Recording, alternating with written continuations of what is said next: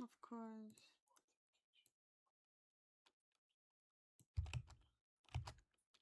Oh my gosh. She need a little scooter.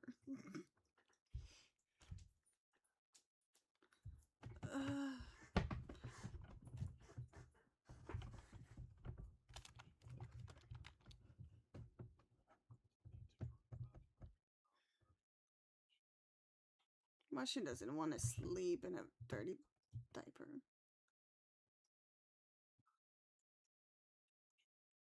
Exactly. That's why you need to use the toilet if you can't change her.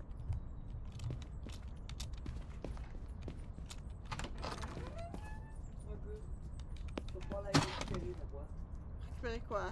La boîte. La boîte de quoi? Mais de bijoux que j'ai Parce que c'est les poubelles qui ont passé aujourd'hui. Mais là, j'ai voulu checker.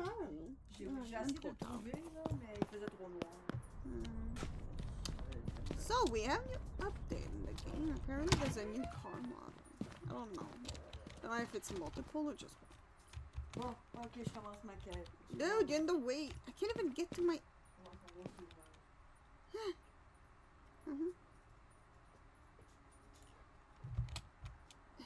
Let me... Okay. Ooh, wow. How much money do I even have? Do you mind if we keep watching the Walking Dead thingy? Oh, I'm rich! Let's go. Okay, tell me Carol whenever and you have Beth. to leave. Michonne, Carl, Gabriel, and Judith stay behind. Meanwhile, Glenn and Maggie's group debates what to do next, as Eugene is still unconscious and they aren't saving the world anytime soon. Eventually, all of them settle on going back to the church. At the hospital, Dawn instructs one of her officers to take Carol off life support, but Beth convinces Dr. Edwards What the otherwise. heck? There's Rick so and the many others cool capture a few cops in cars hopes of right exchanging now. prisoners. Next up is the mid-season finale of Season my 5. gosh, what Gabriel am I accidentally doing? leads I'm a huge going group of crazy. walkers to the church, but the group there manages to escape and join back up with Abraham and the others. The prisoner exchange goes smoothly until Dawn offers a condition at the last second. Dawn says she'll trade one Carol and one Beth in exchange for one Your Noah. friend? At first, Rick's like, go fish, but Noah sacrifices himself to prevent bloodshed, all while Dawn taunts Beth for having got what she wanted. So much for preventing bloodshed. Beth is killed instantly, and an enraged Daryl kills Dawn. The others stand down, and Noah opts to join Rick's group. Outside, Maggie mourns the loss of her sister. But on the bright side, Morgan's back. To honor Beth's death, the now united group helps Noah complete his journey to Virginia. That's what Beth would have wanted. 530 miles later, they reach Richmond, only to find it overrun with walkers. Great. Guess they'll now need a plan B. Noah is distraught, but Tyrese comforts him while the others scout for supplies. There's always a reason to keep pushing forward. Later, Noah searches through his old home, seeing the dead bodies of his family. While distracted by pictures, Tyrese is bitten by Noah's reanimated brother. Yikes! Rick and Michonne hear Noah's screams and rush to investigate. Finding Tyrese bitten, Michonne amputates his arm, but he cannot be saved, so the survivors hold a funeral. On to the next episode. The survivors' van runs out of gas, forcing them to continue on foot in the general direction of BC, since they aren't really sure where else to go. They're all exhausted, depressed, and still have to fight off walkers, so just think of that next time you don't feel like going to work. Soon, the group is out of food and water, and questioning their ability to survive. Luckily though, they find a not at all suspicious gift in the middle of the road. In this world, that kind of thing is usually not a good sign. Rick tells the others to not drink the water, and it soon begins raining. Thank goodness. Rick then ponders the reality of growing up in this world, recalling a story from his grandfather, who fought in World War II, who said he only survived by convincing himself he was already a dead man. We are the Walking Dead.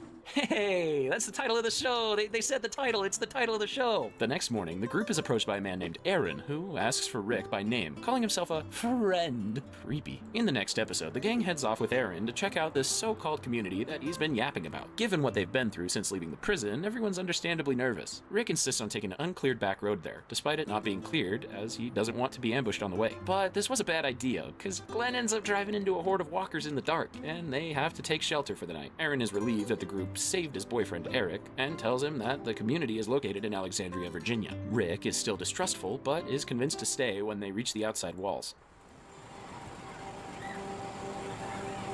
Kids playing seems like an okay sign. In the next episode, Rick and the others meet the community leader, Deanna. She tells them that Alexandria was a planned community and Northern Virginia was mostly evacuated when the outbreak hit. Her husband, Reg, was an architect and able to build walls to prevent people from getting in, though there are very few around. Rick tells her they shouldn't be so accepting to strangers, as people are always looking to exploit weaknesses. Carol might even be one of them. The group, while probably thrilled to have running water and haircuts, is not impressed with the survival skills of the Alexandria residents. Glenn goes on a supply run with this dude called Aiden, Aiden and some of the others. Aiden almost gets them all killed by walkers. Rick goes outside the wall to find a pistol that he stashed earlier, but it's missing. Uh-oh. And Deanna gives Rick and Michonne jobs as constables. Pretty cool, though. That night, Rick tells Carol and Daryl that they should be prepared to take over if the community fails to protect itself. In the next episode, Rick, Carol, and Daryl begin scheming ways to steal back their weapons. While in the woods, they come across a walker with a W carved into his forehead. While that happens, Michonne and Rick question why they were suddenly given roles as local law enforcement. They also push Deanna to implement more security, including a 24/7 watchtower. Later, the community holds a welcoming party for their new members, and Carol sneaks into the storeroom when everyone's distracted to swipe 3 pistols. But just as Sam catches her. Uh-oh. Carol tells Sam not to tell his mother, or she'll tie him to a tree and feed him to the walkers.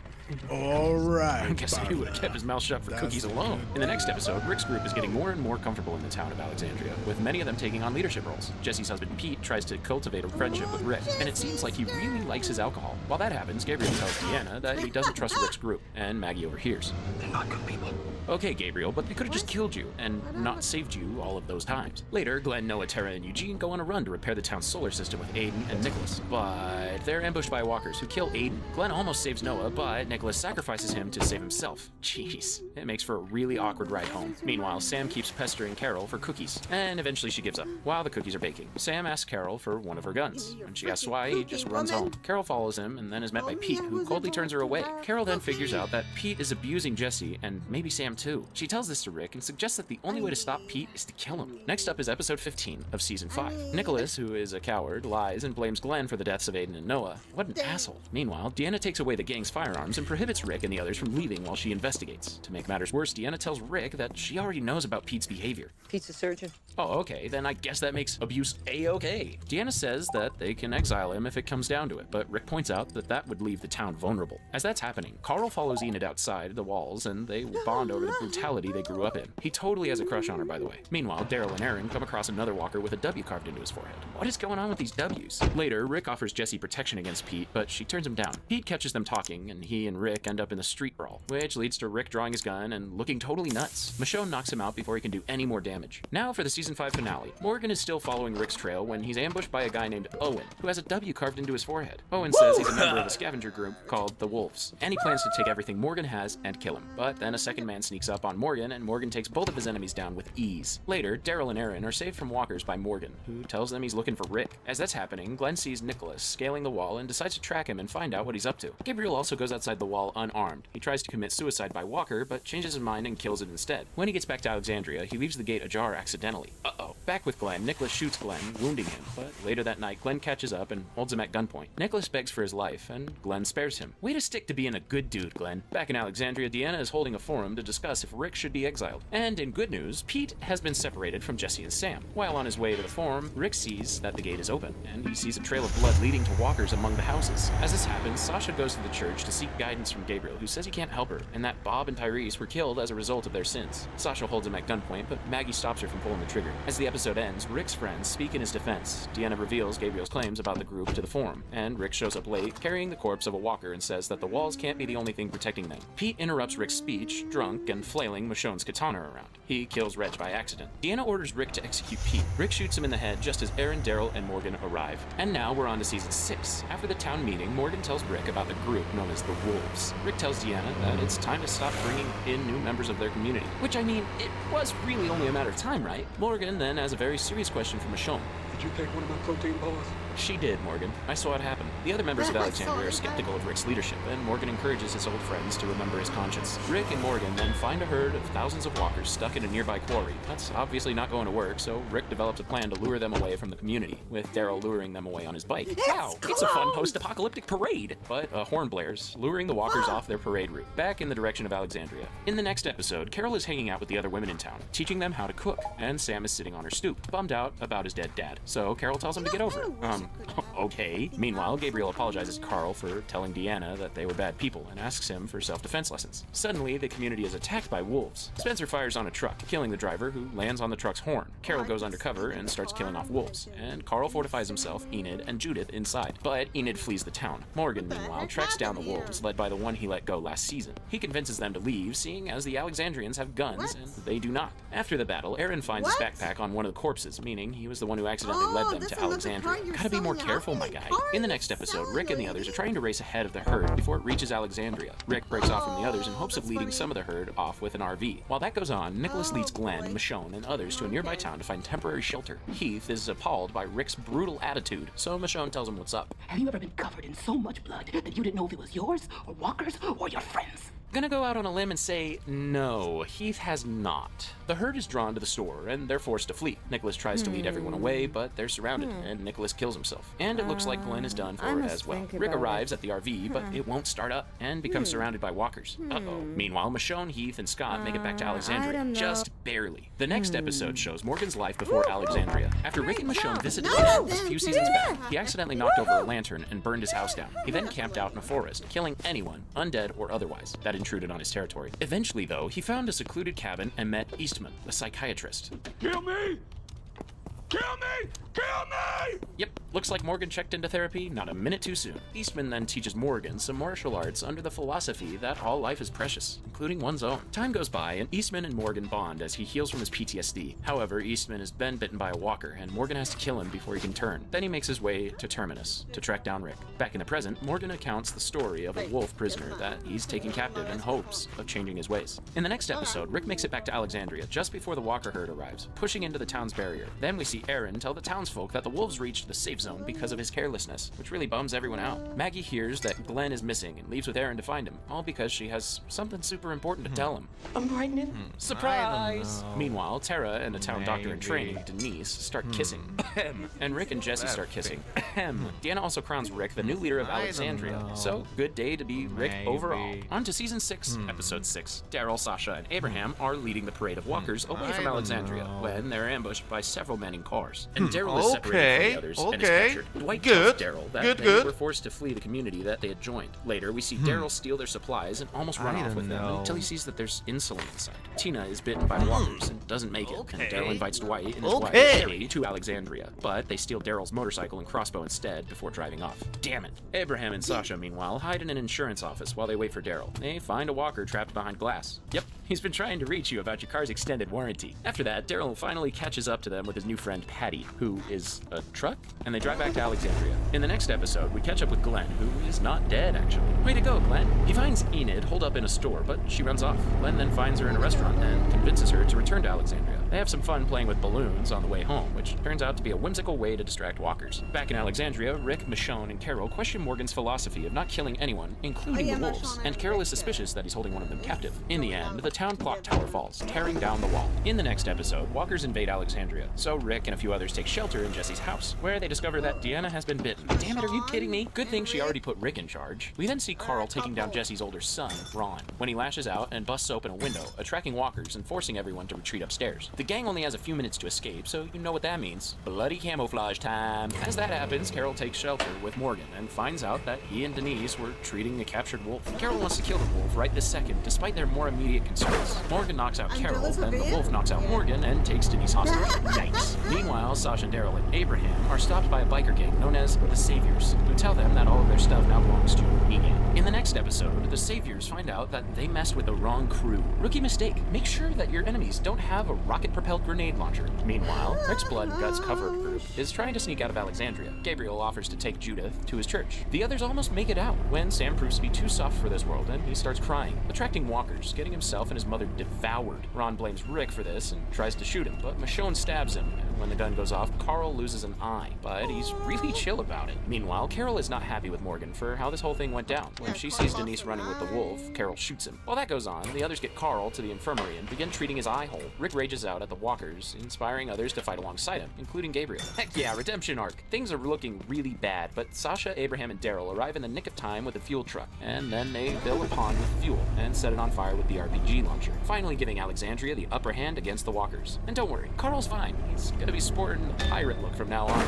In episode 10 of season 6, it's been a couple of months since the huge walker battle in Alexandria, and things are returning back to semi-normal. Rick and Daryl are bringing back a truck full of supplies when they find Jesus. whose real name is Paul. Jesus steals their truck, but Rick and Daryl catch up to him when he's changing a tire. On the drive back, the supply truck is submerged in a lake during another fight with Jesus. So Rick and Daryl bring him back to Alexandria while he's unconscious. Meanwhile, Michonne follows Spencer out in the woods, where they find Carl being chased by a zombified Deanna. Spencer kills his mother, burying her under a tree. Later, Michonne asks Carl why he didn't kill the walker. Because it should be someone who loves her, someone who's family. I do it for you. Damn, post-apocalyptic bonding. Also, Rick and Michonne are in love now. About dang time, if you ask me. Jesus very rudely interrupts their nice moment and tells Rick that he needs to talk. On to the next episode. Jesus tells Rick that while he was loose, he did a quick inventory and noticed that they were running low on food, suggesting they trade with his own community called the Hilltop. While there, Maggie gets checked out by an obstetrician named Harlan and gets an ultrasound picture of the baby. Aww. Then Rick's group meets with the leader of Hilltop, a really rude former businessman named Gregory. Maggie meets with him to negotiate a trade deal, but talks are interrupted by a Hilltop resident trying to kill Gregory on the orders of Negan. Yup, the biker gang dude. Soon enough, a fight breaks out between Rick's group and those in Hilltop.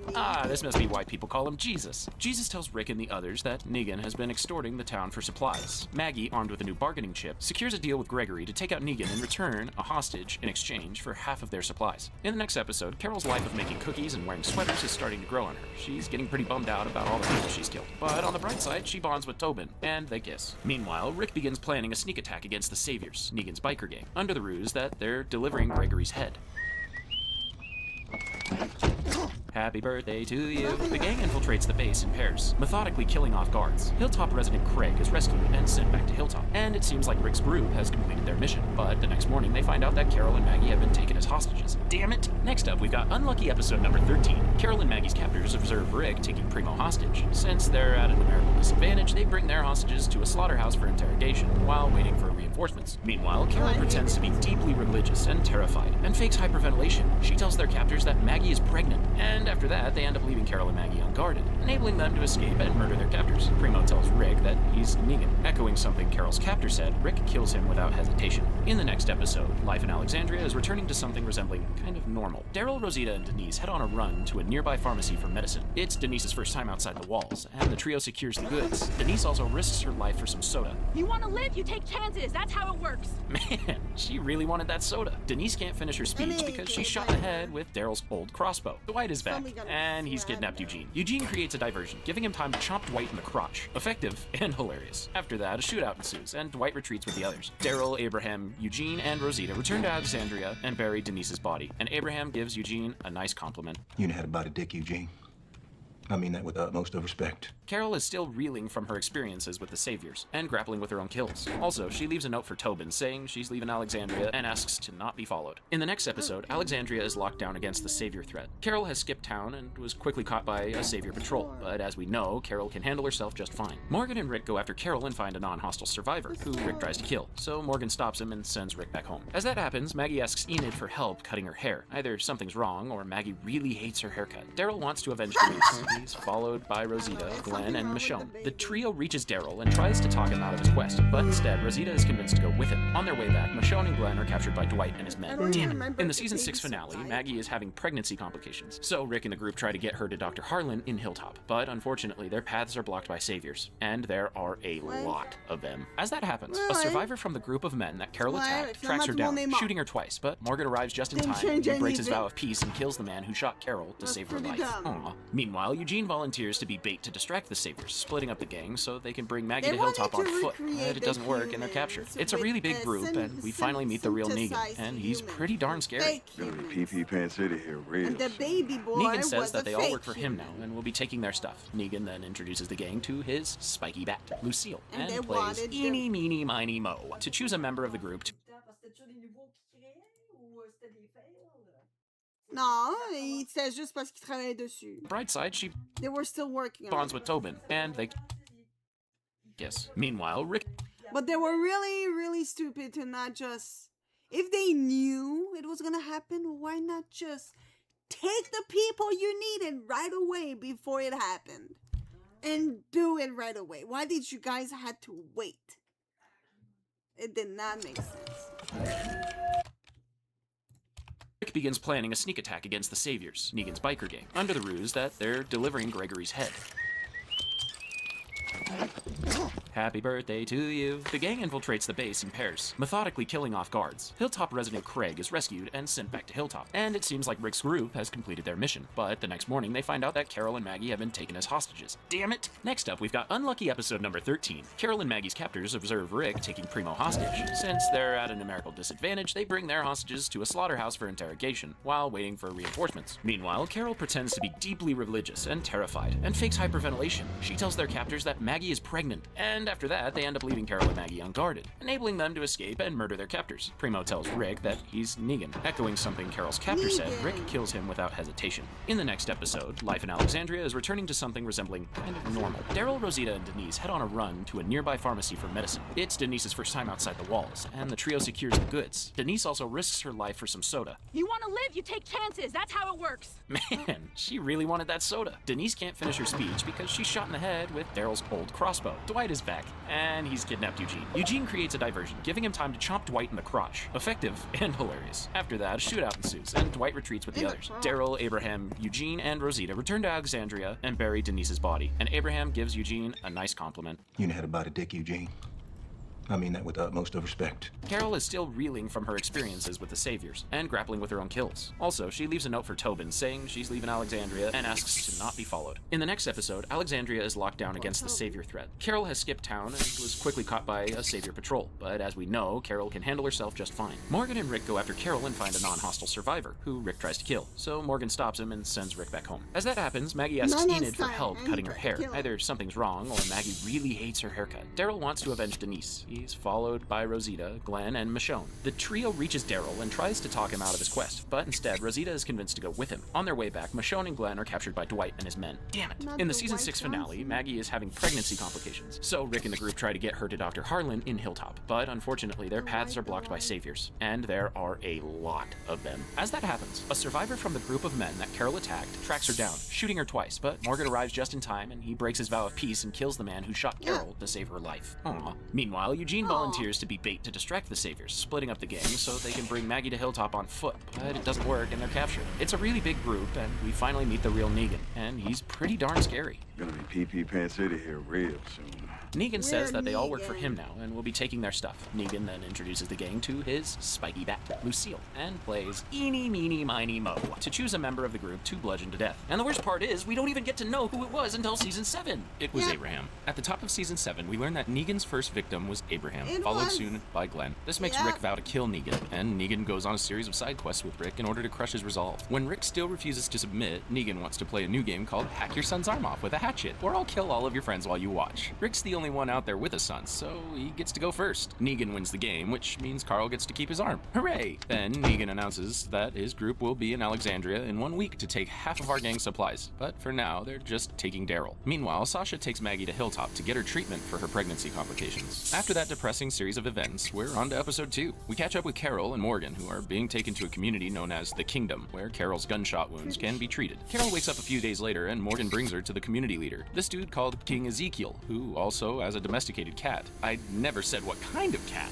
I don't know what the hell's going on in the most wonderful way. Same, Carol. Later, we find out that the Kingdom is also being forced to produce for the Saviors, though most of them don't know. Ezekiel catches Carol trying to leave and levels with her, and we find out that Ezekiel was a zookeeper and an amateur doctor before the outbreak, and he puts on this song and dance to give them someone good to follow in the world. He then offers Carol a nearby empty house so she can be close by, but isolated. Next, we see that Daryl's new life is like a prisoner for the Saviors. Dwight feeds him dog food and forces him to listen to the song Easy Street over and over and over and over and over again. The idea being to break Daryl and get him to join their group. But to no one's surprise, Daryl proves to be one tough nut to crack. When Daryl's brought to Negan, he says that when Tina got sick, he offered to marry her in exchange for medicine. How generous. Sherry, Tina, and Dwight escaped when they ran into Daryl. They returned after Tina's death, and Sherry said she'd marry him in exchange for Negan not killing her husband. Not much of a choice here. And as a punishment, he branded Dwight's face with a hot iron. Still, Daryl refuses to be one of Negan's minions, and he's tossed back into his cell. In episode 4, Negan and the Saviors arrive at Alexandria several days ahead of schedule, taking most of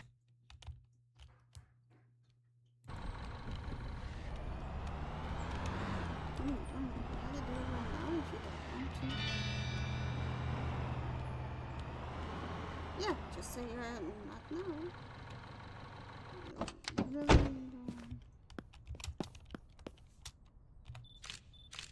Oh no, I forgot to turn it on. I hope it's not gonna show in the camera.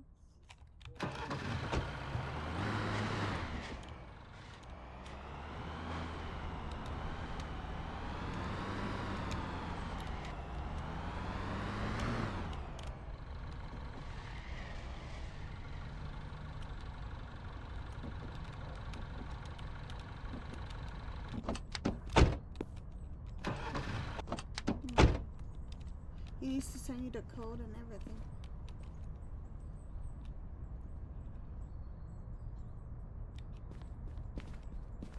One day. Not now.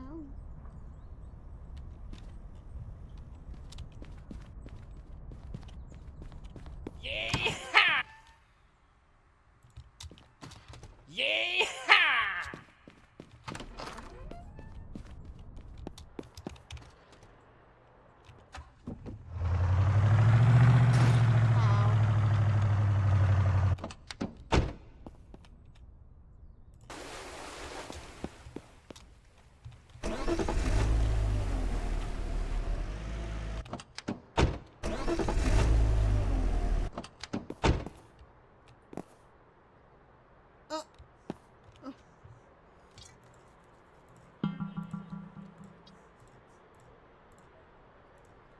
Of their furniture and medicine, as well as all of their firearms and ammo. Such assholes. Rick asks for Daryl in return, but Daryl stays silent. No one is happy with Rick about these circumstances. After that, Rosita finds a bullet casing and asks Eugene to make a live round from it, as she has a hidden gun in the woods. On to the next episode. Maggie is recovering in Hilltop, and the baby is just fine. Harlan tells Maggie that she should remain in Hilltop for the rest of her pregnancy, but George is not all too keen on this idea. Man, why you gotta be such a jerk? That night, Sasha and Maggie help defend the town from a walker attack, but Gregory still doesn't want them to stay. Soon enough, the Saviors show up and raid the community, led by Simon. Simon says that he released the walkers on purpose, seizing the opportunity. Gregory takes him to the supply closet, intending to hand over Maggie and Sasha, but they're gone. Meanwhile, Carl and Enid sneak out of Alexandria to visit Maggie and Sasha and arrive as the Saviors are packing up. Carl hides in the truck, planning to kill Negan before he parts with Enid, and they kiss.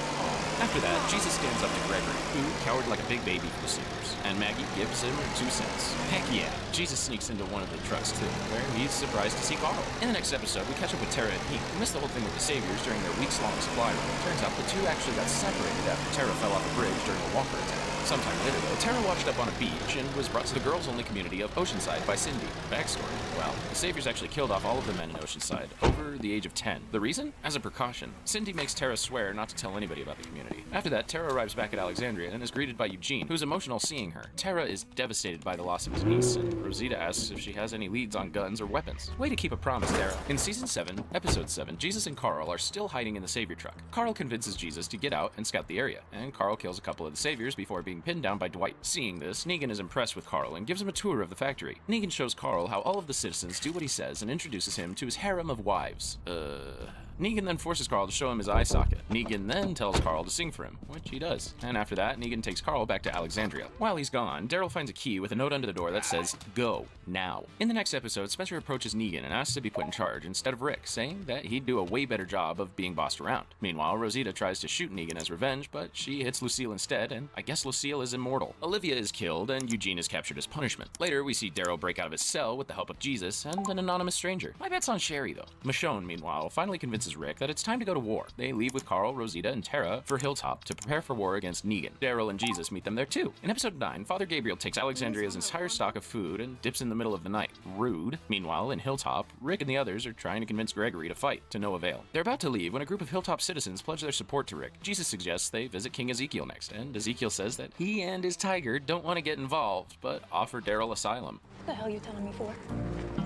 We both had sex with the same dead guy. Okay, geez, sorry, Rosita. In Alexandria, the Saviors, led by Simon, are searching for Daryl. Rick's group is bummed to see all of their food is gone, so they pursue Gabriel, who conveniently left behind a trail of clues, leading them to a dilapidated yard where they're surrounded by a group known as the Scavengers. Episode 10 of this season is titled New Best Friends. Sounds promising so far. Richard, a soldier of Ezekiel's kingdom, asks Daryl for help defeating the Saviors. Daryl is down for this until Richard says that he's basically offering Carol up as a human sacrifice in order to make King Ezekiel angry enough to go to war. war. Maybe it's not so promising after all. Daryl beats Richard up for his bad idea. Show him who's boss, Daryl. Meanwhile, Rick and the others are told by the scavengers that they own them and they must buy themselves back. Ugh, more of this crap? Their leader Jadis is down to fight the Saviors, but only if they get some of their stuff. Gabriel, meanwhile, explains that he was kidnapped by these guys, so all good now, right? After that, Daryl goes to Carol's house, and Carol explains that she didn't want to lose anyone else, and Daryl gives her the lowdown on what's happened with Alexandria, leaving out the part where Glenn and Abraham were brutally murdered. Daryl then heads to Hilltop to continue preparing for war. In the next episode, we see how Eugene's hostage situation is going. He's given a nice room, and it's quite a bit nicer than Daryl's, complete with chips and beer. Eugene reverts to his old lies about being a scientist with multiple PhDs, and Negan takes a liking to him, sending over a couple of his wives for the evening. Whoa. They then get drunk and Eugene shows them some science. The girls are so impressed that they ask him to make a few poison pills for them, and he makes them, but refuses to turn them over once he figures out they're to kill Negan. How is that not obvious from the beginning, you dense idiot? Eugene then pledges his allegiance to the Saviors, drunk on his newfound power and status in the community. Meanwhile, Negan and the Saviors aren't too happy to hear about Daryl's escape and murder of one of their colleagues. Sherry's gone missing too, and Dwight blames Dr. Carson for this, so Negan throws him into the furnace. On to the next episode. Rick and Michonne are on the hunt for guns to bring to the scavengers, which they find at a traveling carnival. They get the guns and find a huge supply of rations before enjoying a romantic evening together, but the scavengers want more guns. Jeez. Meanwhile, Tara hears that Rick still needs more guns. Oh man, Tara, I really thought you were going to keep your promise. Later, Rosita travels to Hilltop to meet with Sasha, where they make a pact to kill Negan together. Yeah, you ladies are going to have to get in a long ass line. And now for episode 13. The Saviors are at Ezekiel's kingdom for their supply pickup when they see that a singular cantaloupe is missing from the planned delivery. All right. No need to be dramatic about it. The young soldier Benjamin is rushed to Carol's cottage for treatment, where he ultimately dies. After that, Morgan finds the missing cantaloupe, and Richard tells him that he hid it on purpose in order to provoke the Saviors, hoping that he would be killed and Ezekiel would join the war. Hearing this, Morgan strangles Richard to death before going to Carol's house to tell her about Glenn and Abraham. Carol then approaches the king with a message. We have to go. This is all day. We have to fight. Aw yeah, badass Carol is back. Of course, after this quick gardening mission. In episode 14, the Saviors do a surprise raid on Hilltop, bringing Harlan back with them, and Sasha and Rosita sneak out of the community to carry out their secret mission to kill Negan. Luckily, Daryl wasn't caught, and he apologizes to Maggie, feeling guilty over Glenn's death. And we see that the Hilltop residents are losing confidence in Gregory's leadership abilities. It's about damn time. Then, Sasha and Rosita arrive at their destination and try to convince Eugene to go with them. Once a coward, always a coward. After that, Sasha breaks into the factory to kill Negan herself and sends Rosita away. As she flees, Rosita sees someone watching her. In the penultimate episode of the season, Tara leads Rick and a small group to Oceanside. Their leader Natanya won't authorize her people to fight, but after Rick leads both communities in a fight against walkers, a few residents of Oceanside decide to take up the fight. We then find out that Sasha was kidnapped at the Savior compound. Damn. However, Negan is impressed with her guts to break in. Who the f does this guy think he is? He then tells Sasha that he knows about Rick's plans and thinks she should join them. Eugene encourages her to join the dark side as well. And Sasha asks Eugene for a weapon, and he brings her one of the poison capsules he made earlier. Meanwhile, Rick, Tara, and the others return to Alexandria, and they have a surprise visitor. Oh, so now he wants help. And now for the season 7 finale. Dwight tells Rick that Negan was planning a major attack. Rick assembles his army and sending word to the scavengers and their leader Jadis. When the Saviors arrive, Eugene asks his friends to surrender, calling himself Negan in a show of loyalty. Before any fighting can start, the scavengers turn their weapons on Rick's group. Guess the Saviors made them a better offer. Dwight appears to have turned on them, too. Double ugh. Meanwhile, Sasha is in the back of a Savior truck laying in a casket. Negan opens it, trying to threaten to kill her and everyone else in Alexandria. What's worse is he demands their pool table, but whoops, Sasha's already dead, having taken the poison pill. Gunfire breaks out, and the Alexandrians are still way overpowered. Negan is about to kill Carl in front of Rick when Ezekiel arrives with his kingdom. And yes, he brought his super cool tiger. The Saviors and Scavengers are forced to retreat, for now, and Alexandria, Hilltop, and Ezekiel's kingdom agree to combine forces to take down the Saviors. But not until next season. And what's the deal with Daryl finding all these notes? Is Dwight a good guy? It's time to kick off season 8. Also, this is episode 100. And I'm not at all tired, so that's fun. The episode kicks off with Rick and the gang converging at the Hilltop to form the Militia, a coalition of the people of Alexandria, Hilltop, and the Kingdom. They're preparing for war against the Saviors once again. We see Carl looking for gas and suddenly meeting a guy named Sadiq, but Papa Rick sneaks up and fires a warning shot to scare him off, worried that the guy was a Savior spy. After that, Rick, Maggie, and Ezekiel lead the militia to the Savior compound in their armored cars, which do not look as cool as they sound. Meanwhile, Daryl, Carol, Tara, and Morgan lead a huge horde of walkers to the compound by blowing up a car, which does look as cool as it sounds. Hell yeah. At the Savior base, Rick Rick reiterates his promise to kill Negan. The Saviors refuse to surrender. Gregory, who is still a huge jerk, comes out from the base and says that Hilltop will stand with Negan, but the citizens stand with Maggie. Simon pushes Gregory down the stairs, which was cathartic for everyone. Yep, this is why we all liked him playing Trevor in GTA 5. The militia blows up their fences, allowing walkers to overrun the base, and Gabriel feels compelled to help Gregory. He must have found God again, but Gregory bails on him and steals their car. Gabriel takes shelter in a box trailer, and Negan is in there too. As the episode ends, Carl returns to the spot where he found Sadiq and leaves him some food. What a good kid. In the next episode, Rick and the militia assault different savior outposts. Tara and Jesus take a group of saviors captive, and they surrender. Morgan and Tara both really want to kill these guys, but Jesus stops them. This guy is all about peace, and that's why they call him Jesus. Also, Ezekiel's tiger mauls a walker, which I just wanted to make sure you saw because it is awesome. Oh, what a good kitty. After that, Rick impales a guy, and then finds a baby sleeping in a crib, and he's really sad about it. Looks like he kinda hates himself. He's then held at gunpoint by Morales, a survivor from the Atlanta camp who joined the Saviors. In the next episode, Daryl kills Morales, so reunion over. Then Rick and Daryl continue looking for a machine gun cache, but they just can't find it. So they take the baby, Gracie, instead. Oh. Meanwhile, Aaron's boyfriend, Eric, succumbs to his injuries, and they share a final kiss before he dies. Back with Jesus, he, Morgan, and Tara are leading their captives to Hilltop when a walker horde attacks, enabling a few of them to escape, including Jared. Gregory gets to Hilltop and begs Maggie to be let in. She ultimately relents, but Gregory is still the I guess. No.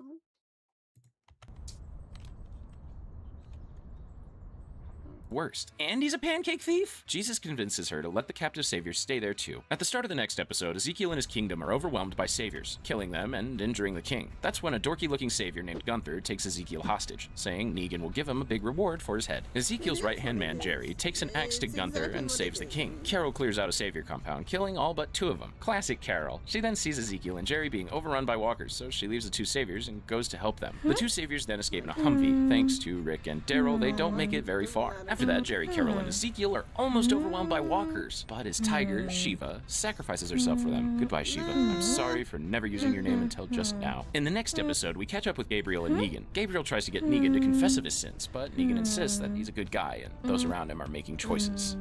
Gabriel then manages to snatch Negan's gun, and they eventually confess their sins to each other. They then bust out of the trailer and cover themselves in walker guts to get through the horde. Meanwhile, Simon and Negan's other lieutenants fight amongst themselves, believing that an insider is providing information to Rick and the others. Simon shuts off the power to conserve resources, and the workers begin to protest their conditions, but Negan returns before it turns into a riot. Negan then tosses Gabriel into a cell where Eugene sees he's super duper sick. In the next episode, Rick meets with Jadis to try to turn the scavengers against Negan, but she isn't interested and takes him prisoner. After that, Carol meets with Ezekiel, who doesn't believe in his leadership abilities anymore. Yeah, I'd be depressed if my big cat died too. Meanwhile, Maggie isn't happy when she sees Jesus giving the captives food and water. I mean, what do you expect? From a guy nicknamed Jesus, of all people. Also, Maggie is still mad at Gregory for calling her the wrong name all the time and makes him join the prisoners. Maggie tells Jesus that she sees the saviors as bargaining chips, which makes him super sad. Later, we see Carl finding his old buddy Sadiq in the forest and inviting him back to Alexandria. A few walkers attack them, but these guys are pros, and they dispatch the zombies and move on. On to the next episode. Eugene figures out that Dwight is the mole, leaking information to Rick and the militia, and Gabriel tries to convince Eugene to help their friends. He also gets chewed out by one of Negan's wives, who tells him that he's selfish and he could have built something better, but chose not to. Negan tells Eugene that if he can get rid of the walkers, he will be made second in command. And Eugene builds a speaker drone to lure them away from the compound. But before he can use it, Dwight holds him at gunpoint, saying that Negan will kill all of his friends. But Eugene launches his drone anyway. Dang, that was one hell of a shot. Meanwhile, Daryl drives a truck through the walls of the compound and the walkers flood the lower floors. Eugene, enraged that he doesn't get to be Negan's prince, tells him that he has a new plan and they'll need a lot of bullets. After that, Rick negotiates his release as a prisoner after he overpowers her guards with the help of an armored walker. He convinces Jadis to at least scope the situation out with him, but when they arrive, the horde is gone and the saviors have escaped. And now let's dive into the mid-season finale of Season 8. Rick is rescued by Carol and Jerry, who split up to warn the allied communities that Negan is planning a counterattack. Meanwhile, in the kingdom, Ezekiel creates his own distraction to let the people escape. In Alexandria, Carl is being contemplative and writing letters alone in a room. That is some bad handwriting, man. But I guess he hasn't been to school for a while, so it kind of makes sense. He's about to deliver more food to his new buddy Sadiq when Negan orders the community to surrender over a loudspeaker. Carl tells Negan that he will sacrifice himself for the town, but it was really just a ruse to allow the residents to escape through the sewers. After that, Alexandria burns the ground, and as that's happening, Eugene's guilty conscience finally gets the best of him, and he helps Gabriel and Dr. Harlan escape to the Hilltop community. After that, Rick heads back home to see the mess that Alexandria is in, and he and Negan wrestle a little bit before Rick escapes, severely injured. He then meets up with Michonne and Carl and has something to tell them. Carl, you idiot, this is why we don't wander into the woods alone. In the next episode, we see that Carl ends up in his final hours. He writes letters to all of his friends, spends time with his little sister, and gets Sadiq into the sewers with the others. He tells Judith to be strong and gives her his hat before Daryl takes the others to the hilltop. Meanwhile, Carol leads the citizens of the kingdom to her cottage before going back to rescue Ezekiel. She then also meets up with Morgan, who's definitely over his whole all life is precious thing. The leader of this group of saviors is killed by Benjamin's little brother Henry, and they retake the kingdom. After that, we see Rick and Michonne get Carl to a church. Carl pleads with his father to end the fighting and work with the saviors to build a new, better life, and Rick swears to become a better man. Carl then shoots himself, so his dad doesn't have to do it, and Rick and Michonne bury him. In the next episode, Maggie sends Negan a present. I didn't say it was a nice present. Negan sends Simon to the junkyard, ordering him to kill one of Jadis's people, but only one. Simon doesn't listen and kills them all and lies about what he did. Meanwhile, Aaron and Enid have traveled back to Oceanside in hopes of persuading them to join the fight, but they're not interested, and Aaron decides to stick around until he can convince them. We then see Rick and Michonne go to the junkyard where they find that all of the scavengers have become walkers. Yikes! Jadis was not killed by Simon, and Rick blames her friends' deaths on her own double-crossing. She begs to go with them, but Rick refuses. Jadis lures her old friends into a waste shredder to protect herself. After that, Rick contacts Negan on the walkie-talkie, and he says that Carl is dead and wrote him a letter asking that they stop fighting. Negan isn't interested and says that Carl died because Rick failed as a leader and as a father. Ouch. On to episode 11. Daryl, Tara, Rosita, and Sadiq are leading the survivors from Alexandria to Hilltop. Tara splits off with Dwight and yells at him for killing her girlfriend and fires a shot. She misses and he runs off to rejoin the Saviors, telling him that Alexandrians aren't anywhere nearby. Okay, Dwight, I see you. At Hilltop, Henry is creeping everyone out with his lack of remorse over killing a savior. Yeesh. Daryl's group arrives and delivers the bad news about Carl, but on the bright side, Sakid offers to be their doctor. While that goes on, Dr. Harlan helps Gabriel escape the savior compound. Gabriel is going blind, and on their way back to Hilltop, they're caught by saviors, and Gabriel is recaptured and put to work making ammunition with Eugene. Negan has his own idea to cover their weapons in walker guts, turning people instead of killing them. Disgusting, but pretty damn effective. In the next episode, Dwight is struggling with hiding his loyalty to Rick from Negan and the others, and honestly, I'm having a hard time remembering what side he's on at this point, too. Maggie finds some empty boxes outside of Hilltop, asking for vinyl records. An absolutely wild ask during a full-out war, but whatever. It turns out to be a woman named Georgie. Maggie hands over the records, and Georgie gives them food and makes Maggie read her screenplay, which she claims is a book of knowledge about the past. Meanwhile, Rick gets into a car chase with Negan and traps him in a building, where they have a will-they-won't-they murder moment. And we find out that Negan is weirdly attached to Lucille. Bro, you could definitely find a new baseball bat. Negan and Lucille escape only to be captured by Jadis. Simon, seeing a job opening since Negan has disappeared, takes over as leader of the Saviors and rallies the others for an attack on Hilltop. In the next episode, the Saviors approach Hilltop with their tainted weapons. Maggie tells Simon that if they attack, she'll kill their prisoners, but Simon doesn't care at all, making all of the Savior prisoners really sad. Daryl drives on his motorcycle to start the war in style. Dang, what would he have done if they had surrendered? Heavy casualties are suffered on both sides. The next night, the injured soldiers at Hilltop turn into walkers as a result of the tainted weapons. Yeah, he's gonna need a little bit more than a doctor. The infected attack several residents in their sleep, and chaos ensues. Henry decides that now is a good time to approach the captured Saviors to figure out who killed his brother, leading to a prison breakout. Tara, who was shot by Dwight, did not turn into a walker, so maybe he is a good guy after all. Several of the prisoners, including Alden, stayed behind, not happy with how Simon treated their lives as expendable. In the next episode, we find out what Jadis has been up to since capturing Negan and Lucille. Negan tries to apologize for what happened to her people, since it was technically Simon, but she's still trying to figure out the most creative way to kill him. Negan swipes a flare from her bag and threatens to burn her photos from her life before the apocalypse if she doesn't return Lucille. Mid-speech, a helicopter flies by, and Jadis tries to signal it, but it flies away. After that, we see Negan swear on his private parts that he'll settle things with Simon, and right after that, he asks Jadis to join him. While that's going on, Morgan and Carol go on a quest to find Henry, who disappeared after playing bad cop with the prisoners. Morgan gives up and meets up with Rick in the woods, where they get captured by the escaped Saviors. A horde floods the bar they're in, so the Saviors let them loose. As a thank you, Rick and Morgan kill them too. Rude, guys. When they get back to Hilltop, Rick finally reads his letter from Carl, and as the episode ends, Carol rescues Henry from walkers, so at least one good deed was done today. Aww, Carol gets to be a mom again. Episode 15 begins with Rick rereading his letter from Carl, in which he urges Rick to end the war with Negan and work towards peace. Aaron finally convinces the Oceanside crew to fight the Saviors. Rosita and Daryl kidnap kidnap Eugene from his ammo factory, but he comes up with a way to escape. Bonus points for creativity, I guess. At the Savior Complex. Haha, get it? Savior Complex. Anyway, Gregory tries to make amends with Simon, who has taken over after telling the community that Negan is dead. Simon puts Gregory to work instead, and Negan is not dead, and Simon colludes with Dwight to kill him. Dwight tattletales on Simon, and Negan beats him to death in a public fight. While everyone is distracted, Dwight busts Gregory out of the complex, sending him with Negan's war plans to deliver to Rick. This guy's like a quintuple agent at this point? Something like that. But being a super spy only works for so long, and Dwight finally gets caught. The plans that Dwight delivered are fake, and will lead Rick and the others directly into the line of fire. Negan doesn't kill Dwight, saying that he has plans for him. After that, Michonne contacts Negan via walkie-talkie and reads Carl's letter to him. Negan does not like the letter and reiterates his plans to destroy them. Okay, was that really necessary? Now for the season 8 finale. Negan is getting target practice before the war. That is the worst Rick target I've ever seen. There's no head, there's no beard. It's just pure laziness, Negan. Rick and the others, meanwhile, follow the plans that Dwight gave them and are led right into a trap. Negan and his army appear on the hill, counting down from 3 to fire.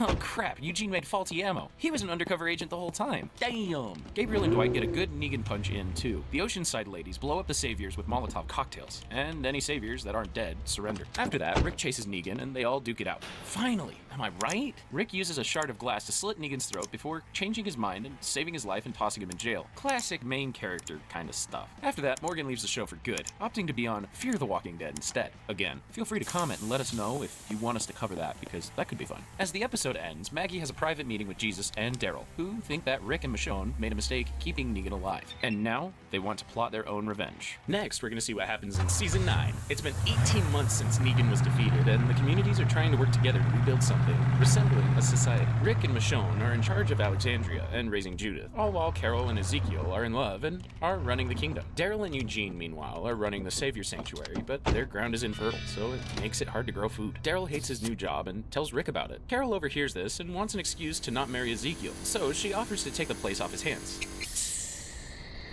I don't know. I want to help out. Take my time, you know?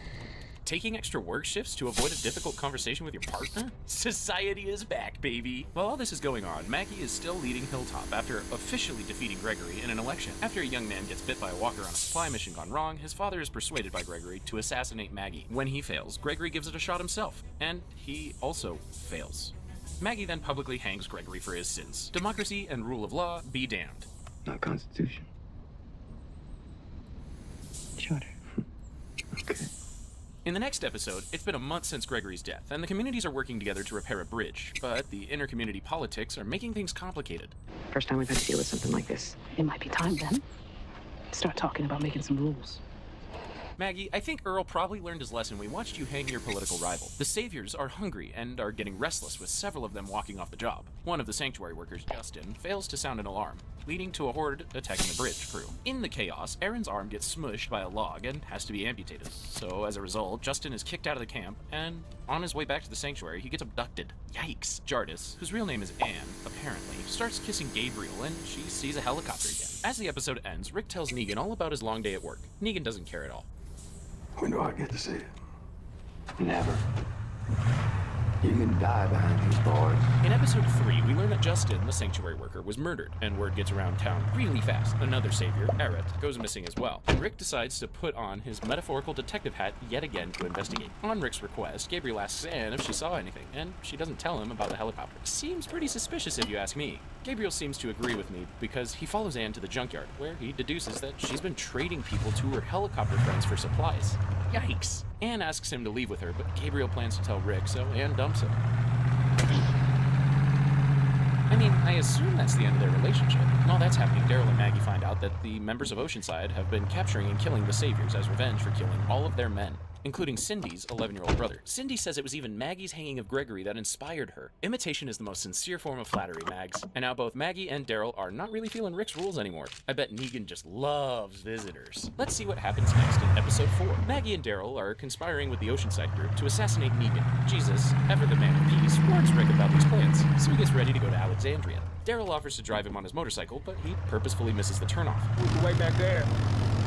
Worst Uber driver ever, dude. No stars at all. The two guys then get in a fist fight and wind up in a pit, but soon they talk about their feelings and help each other get out. Michonne wants to visit Negan too after learning about his hunger strike. He says he'll eat if she chit-chats with him for a bit. Guess Rick's brags about work aren't great conversation. Later, the Saviors riot at the construction site and gunfire breaks out, drawing two huge hordes of walkers to him. Rick hops on a horse to lead the walkers away, but the horse gets spooked and bucks him off. Rick gets impaled by a piece of rebar, and his horse just kind of walks off, super chill-like. In the next episode, Rick miraculously pulls himself off the rebar and finds his horse again. He patches himself up in an abandoned cabin and fades in and out of consciousness, having dreams about many of his dead friends, including Shane and Herschel. As this happens, Maggie goes to execute Negan, but changes her mind at the last minute when she sees he's super bummed and begs to be killed. I should be dead. Yeah, I guess that kind of takes the fun out of it. Rick leads the walkers to the bridge and blows it up to prevent the horde from reaching his friends. And he miraculously survives this as well, and is rescued by Anne, who has her helicopter friends pick them both up. 6 years later, Judith rescues a new group of survivors from walkers, and she still has her big brother's hat. In the next episode, we learn a bit about what we missed in the last few years. Remember, everyone else thinks Rick is dead. Judith brings her new friends, led by Magna, to Michonne, so they can join the crew on their travels to Hilltop. While there, the council questions Magna's group. Michonne sees that Magna has a prison tattoo and a hidden knife, and they kick him out after she won't explain herself. Carol, who has long hair now, did end up marrying Ezekiel. Cute. Carol and Henry are also going to Hilltop to get Henry training as a blacksmith. They're attacked by saviors who tell them that their sanctuary has fallen and they've become marauders to survive. Carol sets all the saviors on fire before rendezvousing with Daryl the next day. Judith is upset that Michonne didn't trust her judgment, so she talks to her prison buddy Negan about it while doing her math homework. You think you ever will? Probably not. So what the hell difference does it make? See, math problems are supposed to apply to the real world. You want my help? Give me a question or a problem from right here, right now. Way to crush her dreams, Negan. Eugene and Rosita are trying to escape a horde when they hear the walkers chit-chatting amongst themselves. Let them get away.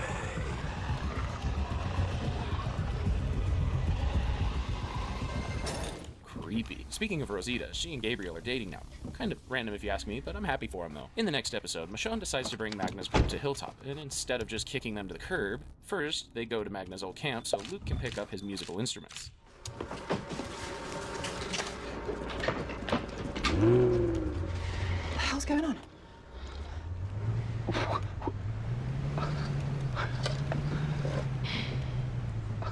Dang, Michonne must really hate the sound of violin. Daryl leads Carol and Henry to his camp where they meet his dog, Dog. Daryl has spent the last 6 years searching for Rick's body, so he's been too busy to come up with a better name than Dog, and he agrees to escort Carol and Henry to Hilltop. Maggie and her son Herschel have left Hilltop to join Georgie's group, leaving Jesus, Aaron, and Aaron's dope prosthetic arm in charge. Forgiven when no one runs against you. You can at least pretend to be happy. Thank you, Tara. Well, sure, after the last election, Maggie killed her opponent. Aaron and Jesus see a flare go off nearby and find Rosita needing help, but Eugene is missing. Everyone makes it to Hilltop, and Daryl, Jesus, and Aaron head off again to find Eugene. On to the next episode. Henry starts his blacksmith training, but gets super depressed when he sees his crush, Enid, is dating Alden. He meets up with a group of teenagers and gets drunk about it. This gets Henry in trouble with Tara and his new boss, Earl. Michonne brings Magna's group to Hilltop, where Tara tells them they can stay. That phrase is usually not a good sign in this world. Gabriel was put on prison babysitting duty and accidentally left Negan's cell door unlocked, so Negan just kind of walks out. Pretty anticlimactic if you ask me. Daryl, Jesus, and Aaron track down Eugene, who's hidden under the floorboards of a barn. Eugene tells them that the walkers they were running from were whispering to each other, and he's worried that they've evolved into something intelligent. The horde is approaching the barn, so they have to evacuate. Getting trapped in the cemetery, Jesus is stabbed by a walker. Wait, what? Daryl examines the killer, revealing that it's actually a living human wearing a mask made out of walker skin. More like The Walking Alive, am I right? Let's kick off the second half of this season. Michonne and the others capture one of the fake walkers and bring her back to Hilltop. They can't get much info out of her, but she tells Henry that her name is Lydia. The group that Lydia's mother leads is known as the Whisperers, and they live amongst the walkers. I gotta say, that's a way more effective strategy than covering yourself in blood and guts. Judith catches Negan trying to escape Alexandria and threatens to shoot him. She decides to let him go, and she lets him take her compass. That is the cutest child holding a gun I have ever seen. When Negan reaches the sanctuary, he finds it abandoned, realizing that there's nothing out there for him. Negan goes back to his jail cell, but he does get a sick new ride from his field trip. Rosita tells Sadiq that she's pregnant and she thinks it's his baby. Eugene overhears the conversation, and he's sad because he's had a crush on her, even though he knows she's with Gabriel. Dang, Rosita. She's basically the prom queen around here. To wrap up the episode, Alden and Luke are lured into a trap, and they end up captured by the Whisperers. In the next episode, Lydia and Henry bond while they're both both in their respective jail cells. Goodness gracious, how long are you gonna lock a kid up for underage drinking? Daryl tells Henry that he's giving Lydia way too much information. You know what she'd say to you? You were using me. Yeah, it was working too. Okay, that's mean, but it makes more sense than a multi-day sentence for getting drunk. Henry busts his new crush out of jail, and he shows her around Hilltop, and they eat worms together. Lydia has a panic attack when she hears a baby crying and asks to be returned to her cell, where Henry stays with her overnight. Does it count as a first date if you're eating worms? Maybe if they would have Lady and the Tramped it like a spaghetti noodle. The Whisperers approach Hilltop. Their leader, Alpha, appears unmasked and demands the return of her daughter. This episode starts with a flashback, where Tara and Jesus present the community charter to Ezekiel and Carol. Maggie and Michonne are still fighting, so no one has signed it yet. Back in the present, Daryl and Alpha arrange a hostage exchange, trading Lydia for Alden and Luke. Daryl goes to retrieve Lydia, but she's escaped with Henry. Henry tries to convince her to stay, but she leaves of her own volition, thinking her mom must be sorry if she broke her rules to show up. Okay. Dang it, Henry, you should have told her that you were a prince. Lydia returns to Alpha and apologizes. You call me Alpha, like all the rest. Yes, Alpha.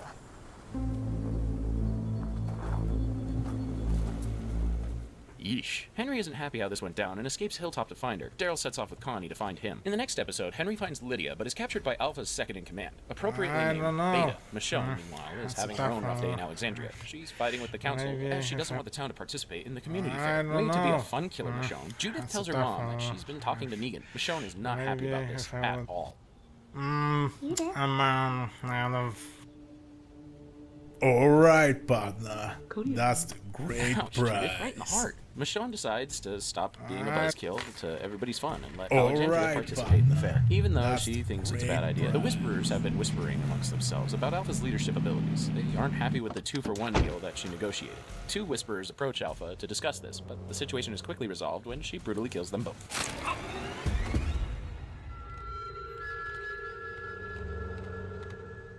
Okay, I promise not to make any more jokes about Maggie and Gregory. I am sorry. Beta takes Henry to Alpha and Lydia. Alpha tells her daughter that if she doesn't kill Henry, Beta will kill them both. A small horde of walkers shows up just in time, giving Connie and Daryl an opportunity to rescue Lydia and Henry before getting the heck out of there. On to the next episode of Season 9. Daryl, Connie, Henry, Lydia, and Dog make their escape from the Whisperer camp. Connie leads them to a high-rise to take temporary shelter, and the gang argues over whether or not they should bring Lydia back to Hilltop. Beta's search group is about to arrive, so Daryl locks Lydia in a closet with Dog. The Kingdom prepares for the fair when Jerry and his scout group show up, saying they got robbed by a group called the Highwaymen. Ezekiel, Carol, and a few others lure the Highwaymen into a trap. Ezekiel offers them to keep the world safe in exchange for access to the trademark. They aren't really interested at first, but Carol makes them an offer that they can't refuse. I'm moving. Seriously? Daryl and Connie take out some of Beta's walkers. Lydia, seeing that a Whisperer is about to kill Henry, busts out of the closet, and Dog saves Henry. Good dog, Dog. Daryl and Beta fight one-on-one. Daryl pushes him into an open elevator shaft, and our heroes escape, not realizing that Beta is still alive. Time for a flashback episode. Michonne is very pregnant with her and Rick's son, RJ. In the immediate aftermath of his apparent death in Alexandria, a group of strangers arrive. Michonne sees an old college friend, Jocelyn, amongst them, and vouches for them. Jocelyn is traveling with a group of children, and Alexandria provides them with medical attention, and they have a nice bonfire that night. The next morning, Jocelyn and the kids are gone. They've stolen the town's food, medical supplies, and kidnapped their children. Michonne and Daryl track them down, but are lured into a trap. Jocelyn has brainwashed the kids and turned them into little psychos.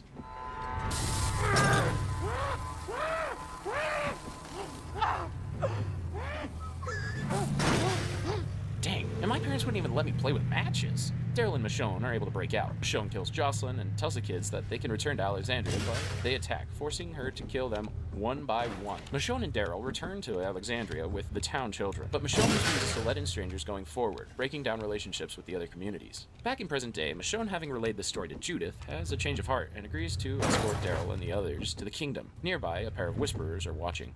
Damn, I hate those masks. In the next episode, it's time for the super fun community fair. Michonne brings the town leadership together to sign the charter, vowing that together they can fight the Whisperers. Lydia is granted asylum in the kingdom, meaning that Prince Henry just scored himself a girlfriend. I'm not crying, you're crying. That night, Daryl, Carol, Michonne, and Yumiko are attacked by walkers before they're surrounded by Beta and a group of Whisperers who take them captive. Alpha is at the fair wearing the scalp and hat of a woman she murdered to gather information at movie night. Lydia is saving a seat for Henry when her mother sits down next to her instead. Alpha tries to make Lydia come with her, but she refuses and sends her away.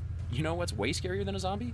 Standing up to your mom. At dawn, Alpha shows Daryl the massive walker horde and threatens to release it on communities if their border is crossed. Daryl, Carol, Michonne, and Yumiko are released. On their way back to the kingdom, they find Sadiq beaten and bloody and tied to a tree. He shows them the border at a nearby hill where they're horrified to find the severed heads of Enid, Tara, Henry, and others on pikes. And now, let's dive into the Season 9 finale. It's been several months since the massacre, and the kingdom has fallen due to burst pipes, rot, and failing infrastructure. Ezekiel leads a caravan of survivors to Hilltop with Daryl, Michonne, and Yumiko. With the coming winter storm, Michonne leads the group to the abandoned sanctuary, but they don't have enough supplies to wait it out. They review the maps and decide their best course of action is to cut through the Whisperer territory. And Lydia thinks this whole situation, including Henry's death, is her fault, and asks Carol to kill her. Luckily for Lydia, Carol has never met a kid she doesn't like. Come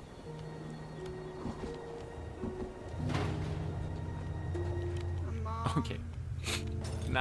Now I am actually crying. In Alexandria, the storm has taken out the town power. Gabriel gets Negan out of his cell so he doesn't freeze to death. The town residents move to Aaron's house. Judith hears dog barking and chases after him, leading Negan to chase after her. He gets a bad leg injury, but continues on finding both dog and Judith and bringing them back home safely.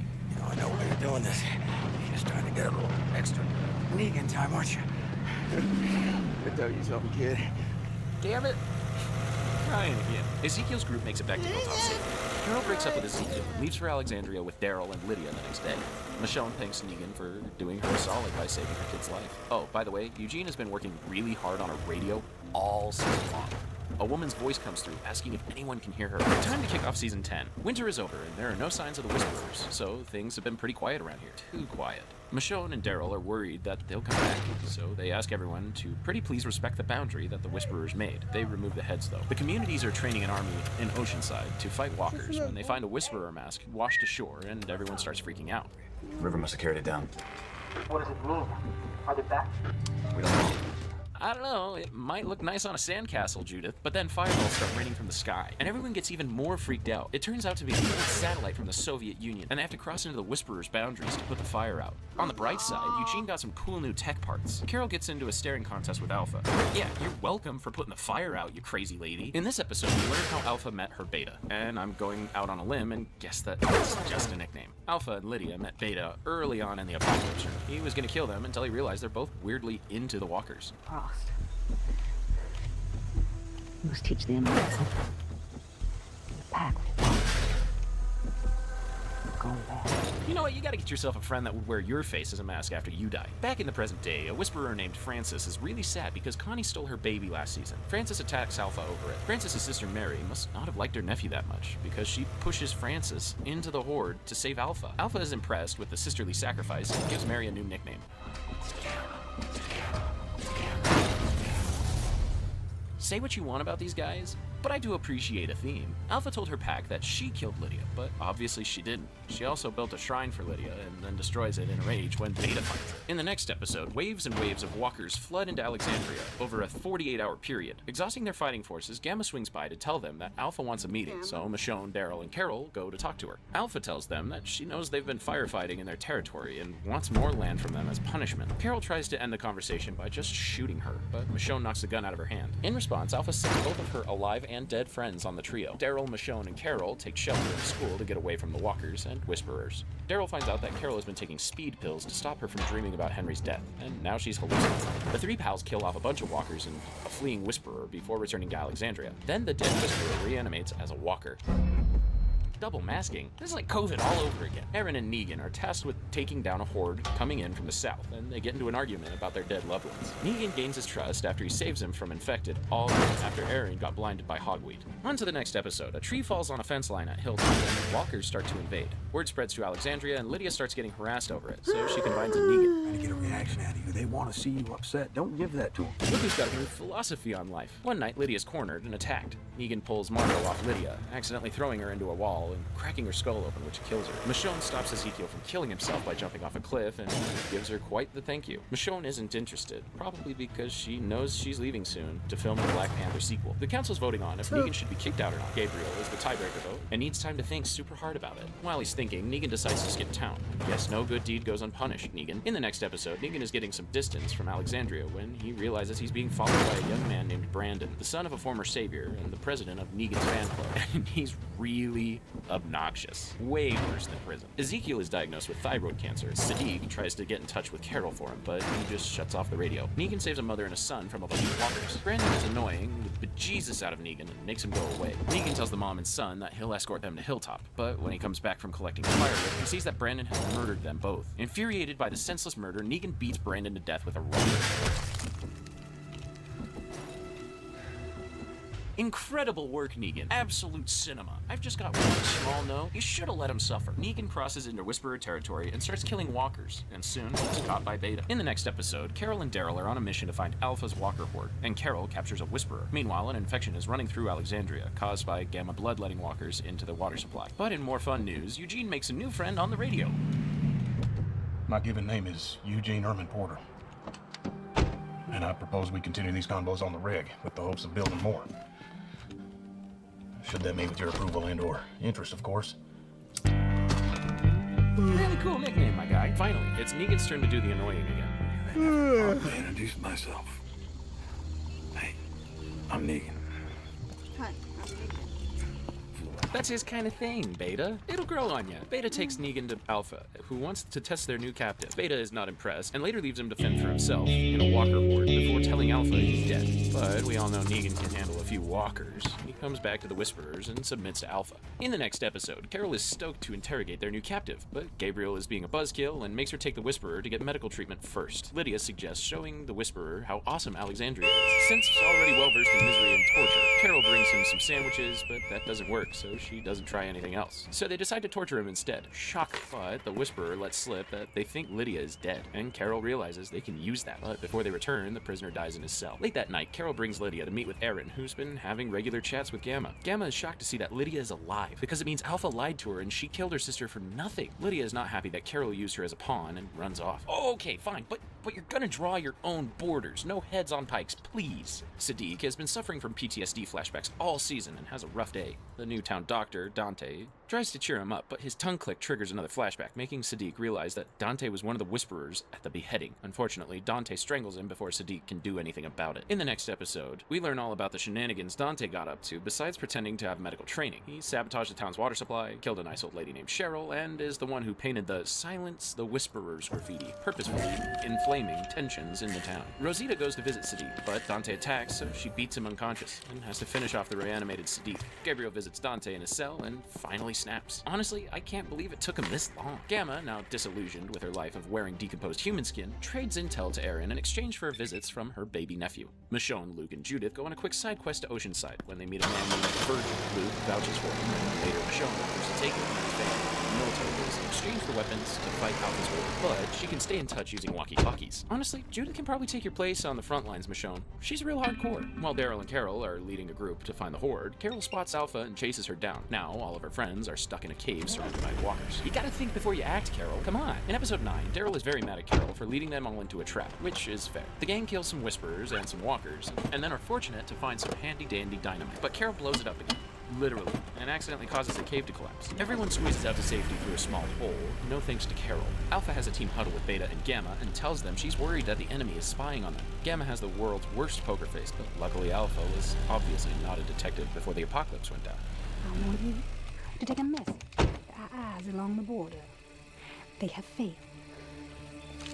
Wrong person to ask that favor from, Alpha. Wrong person to ask. Negan tells Alpha that he doesn't think there's a spy, but rather a mole, and he thinks it's Gamma. Alpha isn't very appreciative at first and takes a knife to his crotch, but she's still persuaded by the end of the episode and gives Negan a reward.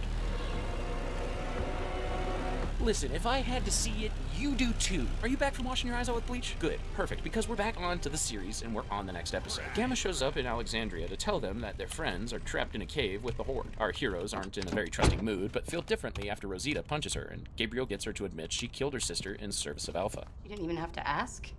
I just did it.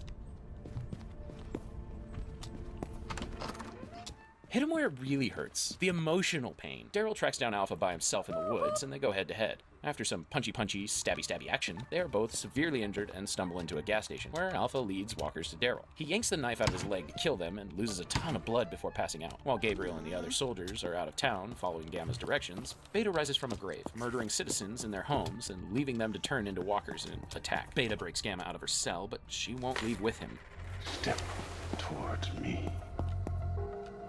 The expression is, "You're dead to me," and you're using it wrong. Gamma eventually surrenders, threatening to kill herself if Beta hurts anyone. That won't work, since Alpha wants her alive, so he agrees to her terms. On their way back to the Whisperers, they run into Gabriel and the others, and Beta bails on Gamma to scamper into the woods. Alpha appears to secretly thank Daryl for causing her pain, but she's less grateful when he accuses her of not loving Lydia. Speaking of Lydia, she finds them both, and Alpha asks her daughter to kill her and replace her as the leader. That's kind of a big ask, so Lydia saves Daryl's life instead. Way less pressure. In the next episode, Lydia tells Hilltop that they need to be careful with war, but on the bright side, we get to hear from Eugene's radio bestie again, who reveals her name to be Stephanie. They're planning to meet, and he's all giggly about it. Yes, I will be there.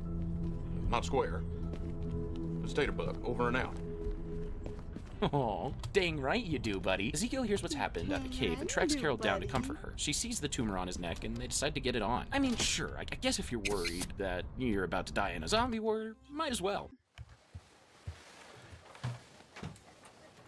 If we didn't think we were gonna die tonight. Wait, we're gonna die tonight?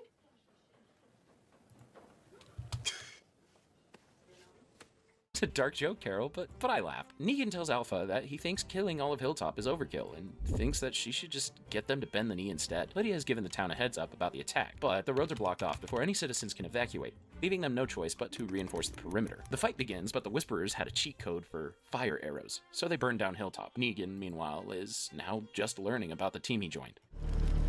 They will. It's part of my horde. Holy shit. You are bad. Cool. Let's get into the next episode. Hilltop is burning to the ground, and the survivors scatter while walkers and whisperers overrun the place. Gamma, who, reminder, is really named Mary, lures a group of walkers away from her new friends before she's killed by Beta. Sad, but at least she got to hold her own nephew before she died. Earl was bit by a walker and tries to kill himself by driving a stake into his head so a kid doesn't have to do it. But he misses, and Judith has to do it anyway. It really is sad. Come on. Can I get a hug from Uncle Daryl too? In the next morning, Negan runs into Lydia in the woods and captures her, tying her up in a cabin. Negan tries to talk Alpha out of murdering her own kid, but to no avail. When they get to the cabin, Lydia isn't there. Negan does us all a solid by slicing that psycho lady's head off, and delivering it to Carol, who tells Negan it took him long enough. In the next episode, we see what Michonne's been up to. She arrives at the naval base with Virgil, but bad news, the guy is totally insane. Virgil locks Michonne up and then drugs her, giving her wild hallucinations of what her life would have been if she had joined Negan at the Saviors. When Michonne comes to, she attacks Virgil and finds evidence that Rick may be alive, including his boots, an artistically carved up cell phone, and a logbook indicating that he might be in New Jersey. On her way back to the mainland, Michonne hits up Judith with a walkie-talkie, who is like, no mom, don't come home. Please go look for my long-lost father. You have to go. You have to. Yeah, for real, you can't bring that up and then just not go. In episode 14, Carol slaps Alpha's head right on a pike. She's really annoyed with how long it took Negan to finish the job and says she needs some alone time before vouching for him with the community. While she's alone, she keeps having hallucinations of Alpha. Eugene is off on his date with Stephanie. Ezekiel and Yumiko insist on going with him as chaperones on the journey. The trio gets to the city and finds a bunch of restrained walkers dressed up and positioned in funny scenarios, dining in rocking chairs and so on. They meet a colorful looking gal who's really excited to see them. She seems fine. Beta takes his former boss's head to his former home in a nearby town, destroying much of it in rage. He used to perform as a country music singer named Half Moon, and starts listening to his own music, luring the walkers to him in a huge horde. He rips off Alpha's skin from her head and patches up his own mask, which, to be fair, really needed updating. Negan goes to pick up Lydia, who's already escaped from her bindings. She punches him, and Daryl interrogates him.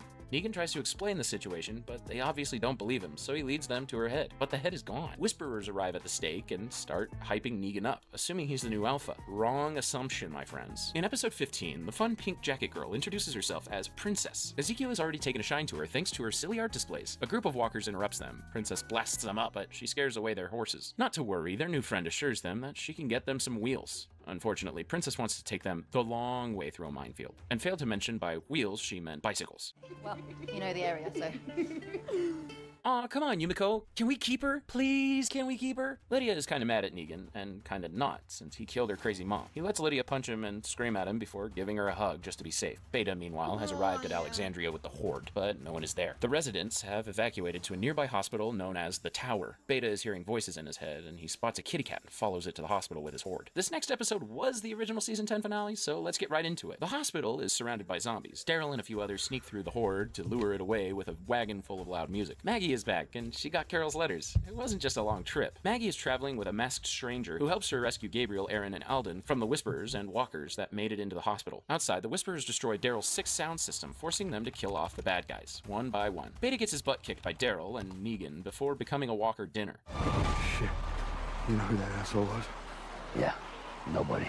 Yeah, but have you heard his country music album? Eugene and his pals are traveling to his date with Stephanie when they're captured by stormtroopers. I mean, armed soldiers. And Virgil traveled back to the mainland, which feels like it's going to be important later. Lydia and Carol lead the Horde off a cliff, which you have to admit is very silly to watch. Whee! The next 6 episodes are bonus episodes that were filmed during the COVID-19 pandemic and were originally unplanned, hence the phrase bonus episodes. I guess even a global catastrophe can have a silver lining. This episode focuses on Maggie. As you can imagine, she's not too thrilled to see the guy who brutally murdered her husband hanging out with all of her friends. She's been traveling with Elijah and Cole after their village was destroyed by a group called the Reapers. Then she learns that Hilltop burned to the ground, making her day even worse. Carol decides that now is a great time to tell Maggie that she let Negan out to get his help fighting the Whisperers.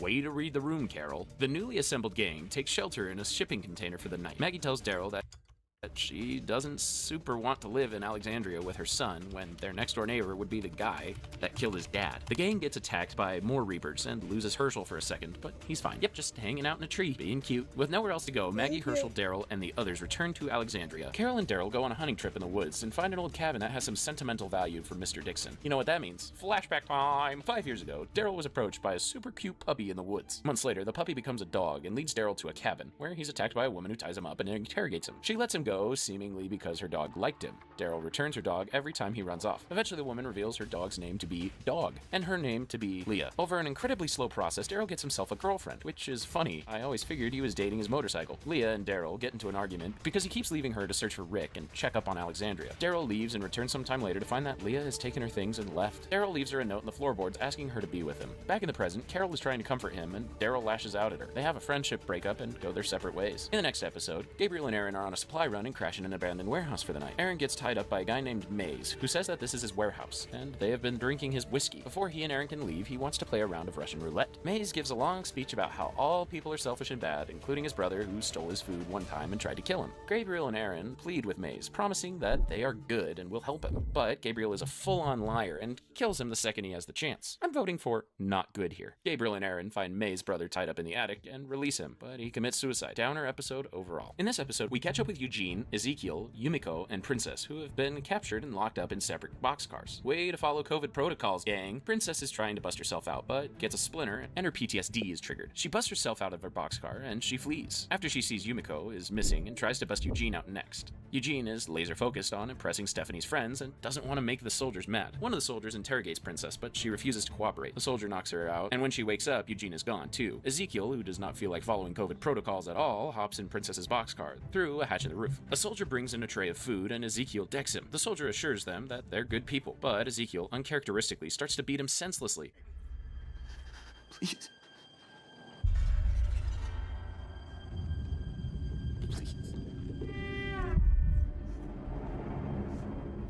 Oh, okay. Yeah, that makes more sense. So Princess was hallucinating Ezekiel, but continues to argue with the fake version of him. Eventually, she returns to her boxcar and releases the soldier and answers all of their questions. Finally.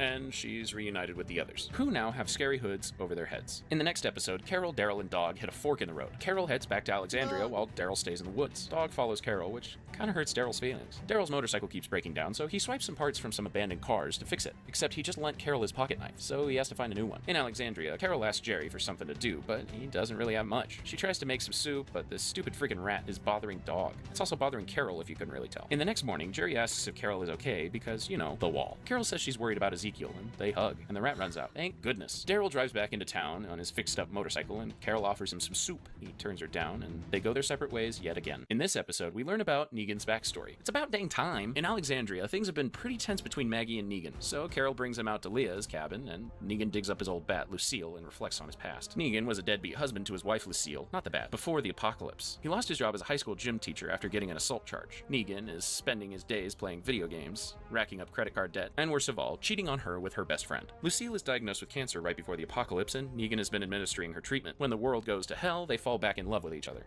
One night, while the generator is out, her medicine spoils. Lucille begs Negan to stay with her and just be with her until her death approaches, but he insists on getting it, wanting to save her life. He tracks down the medicine, but he's kidnapped by a biker gang. While Negan is away, Lucille kills herself. He sets their house on fire before beating the biker gang to death with his new baseball bat. I had it coming. Back in the present day, Negan kills a walker with his bat, splitting in half. He talks to his wife, apologizing to her and giving her a small memorial. He burns the bat and returns to Alexandria. And now, let's break down the final season of The Walking Dead. Alexandria is running dangerously low on food after the Whisperers destroyed the place last season. Maggie leads a team to her former camp, Meridian, for a shopping trip, and that team includes Negan, who she's still very mad at for brutally murdering Glenn. The gang gets trapped in a subway station and are attacked by walkers. Meanwhile, Eugene's first date with Stephanie is not going too well. He hasn't even met her yet. Eugene, Yumiko, Ezekiel, and Princess are brought to the Commonwealth, where they're asked judgy questions about where they attended college and what their zip codes used to be.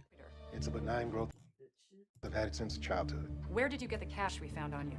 The $2 bill. Tell us exactly where you got it.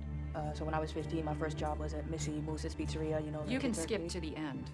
Okay, well, Eugene aced that second question. The gang is almost able to bust out of the compound, but Yumiko figures out that her brother lives there and decides to stay. Maggie continues to push the group through the tunnel before Negan gets super annoyed with her leadership abilities and accuses her of bringing him along to murder him and make it look like an accident. Maggie's like, no man, I'm not gonna kill you, but I'm always thinking about it. Pretty terrifying if you ask me. Daryl and Dog get separated from Maggie, Negan, and the others. While Negan and Maggie are fleeing walkers, Negan lets her fall into a horde. Not gonna earn you any extra brownie points, my guy, but it would have to be really lame to kill Maggie off right there after she came back. So she escapes in the next episode and tells the others that he left her to die.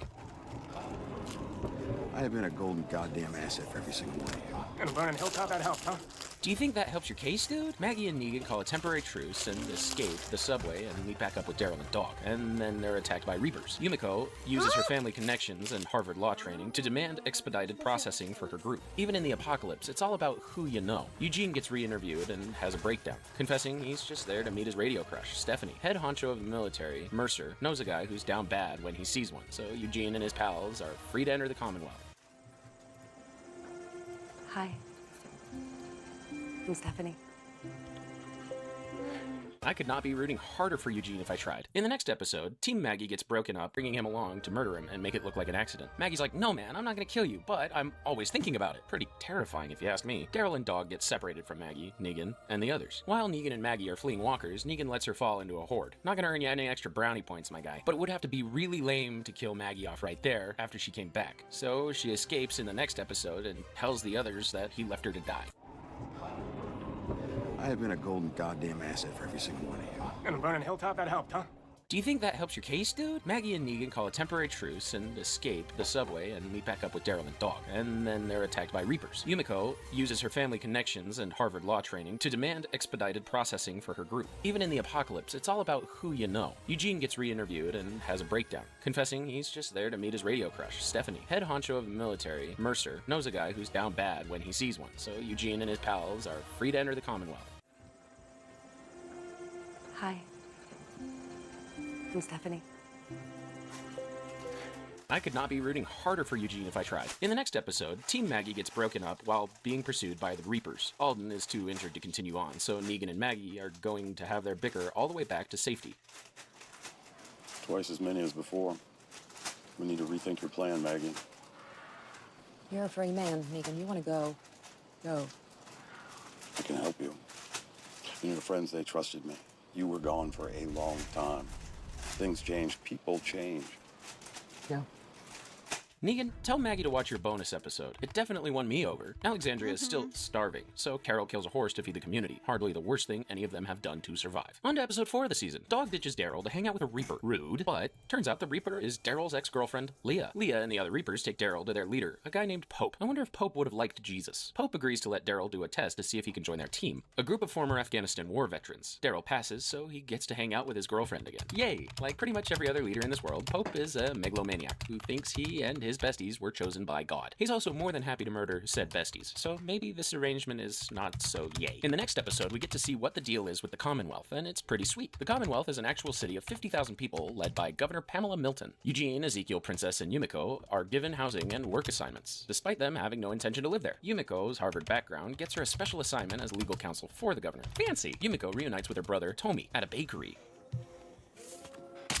Aw, man, that cake looked really, really damn tasty. Eugene and Stephanie go on an ice cream date, and she offers to help him contact Alexandria on the radio. Princess distracts Mercer by flirting with him real hard, but it doesn't work for too long. Eugene, Princess, and Ezekiel are then put under arrest, but are quickly released by a Saul Goodman lookalike named Lance Hornsby. In this episode, we catch up with Connie, who has been missing since Carol's cave adventure early in season 10. The good news is that she and Virgil have been traveling together and keeping each other safe. The bad news is that they shelter in a mansion filled with not zombies, but feral, cannibalistic human beings.